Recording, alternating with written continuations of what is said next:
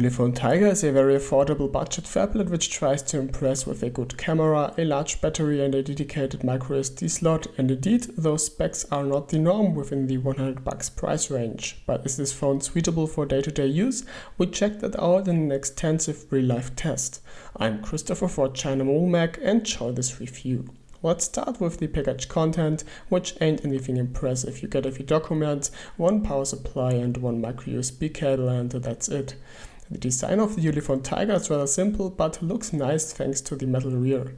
The front is covered by 2.5D glass, below the panel there are non-backlit capacitive buttons. Above the screen are sensors, the phone receiver, the front camera and a status LED above the phone receiver which lights up in red and green. The hardware buttons do not rattle and are part of the back cover. The same also applies to the plastic frame around the phone. The frame and the upper and lower part of the back cover are made from plastic, the remaining area is metal. The metal unfortunately is kinda soft and thus easy to scratch. We recommend to use a protective case. Unusual for metal covers, you can remove the back cover of this phone. Below it you will find the two SIM slots and one microSD slot which is independent from the SIM slots. That means you can use a microSD card without losing dual SIM. The battery can't be replaced though, at least officially. Anyway, Ulefone makes replacing it easy. Just pull off the sticker above the cell, then remove the pull tabs underneath it and the battery will be loose and ready for replacement within seconds. Regarding the sturdiness of the phone, we have to tell you that it for sure will survive everyday's life, but anything beyond that, probably not. The phone can be bent comparably easy, so better do not sit down on it. Screen-wise, the Ulefone Tiger sadly is crap. The 5.5-inch 720p panel suffers from a yellowish tint that is even noticeable without comparison with other devices. What's more, the screen brightness is not high enough. Together with the fact that Ulefone do not use a laminated panel, this causes reduced auto readability, especially with direct sunlight. Viewing angles of the panels aren't too good either due to the missing OGS. The touch panel handles up to 5 touches at once and works quite precise. An input lag is there unfortunately, which makes it kinda hard to type fast. Screen glass is supposed to be Gorilla Glass free, which we can't deny since there are no scratches so far. The glass does attract fingerprints, but it's easy to clean. Inside the Ulefone Tiger, a Mediatek MT6737 does its job. Anyone who already knows this chipset might worry about performance, but let us tell you that Ulefone did an amazing job optimizing it. The phone does run very smooth and handles daily tasks with no issues whatsoever. Only more demanding apps like for example Google Maps might lag from time to time. The performance is supported by 2GB of RAM as well as the fast internal memory. You can't deny that 140 megabit per second is a very good value for a budget phone. Modern games aren't handled well though. You have to cut down GFX settings to a minimum in order to enjoy a smooth gameplay. Ulefone did save some bugs on the sensor side, since there are only 3 of them, gyroscope and compass missing.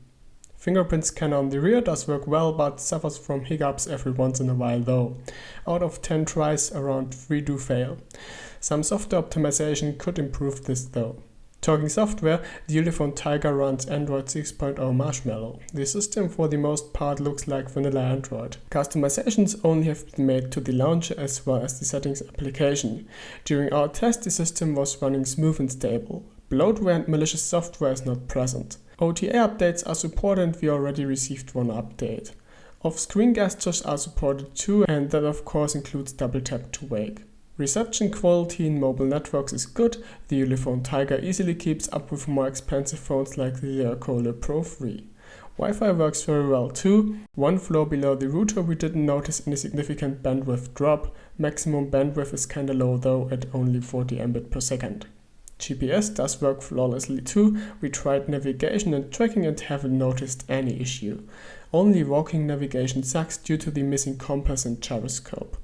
We have been surprised by the media speaker inside the Ulefone Tiger. It offers a decent bass playback and is comparable to the speakers found inside Xiaomi Redmi phones.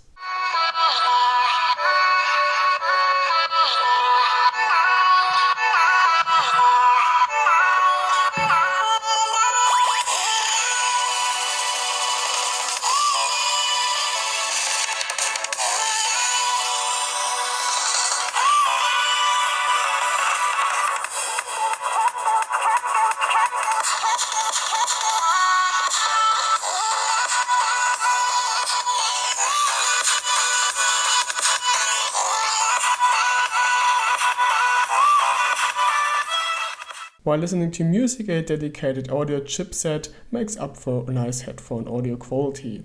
During telephony, we'd rate the audio quality mediocre since there's no noise cancelling mic.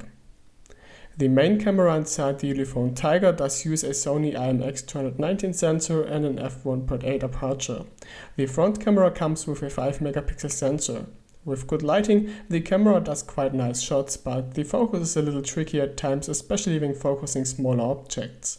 With bad light, picture quality gets worse, pictures tend to look less sharp and there is an increasing noise with decreasing light. The LED flash isn't very bright and thus only useful for close-ups. Videos recorded with the Ulefone Tiger thanks to EIS do look very steady, but the picture quality is decreased by EIS. Audio quality is okay, but sometimes background noise is too dominant. The maximum resolution for videos is 720p. The front camera creates usable results at sunlight, but on foggy days or synthetic lighting the camera sucks.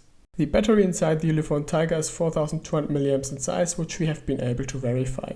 The battery life is great, the screen on time during real life use was 7 hours on average. Even during intense usage of GPS and the camera we managed to get through a full day with ease. Less intense usage results in a battery life of 2 to 3 days. Charging takes around 3 hours, but speed can be increased a bit by using a more powerful charger. Verdict: at a price tag of $100, the Ulefone Tiger isn't bad at all. You get a usable camera, a very good battery life, and the performance isn't bad too. Big downsides are the yellowish tint of the screen as well as the bad sensor equipment. But well, not everyone is annoyed by that for sure, right? So that's all from our side. If there are any questions left, please drop a comment. More information and the link to the shop can be found in the video description.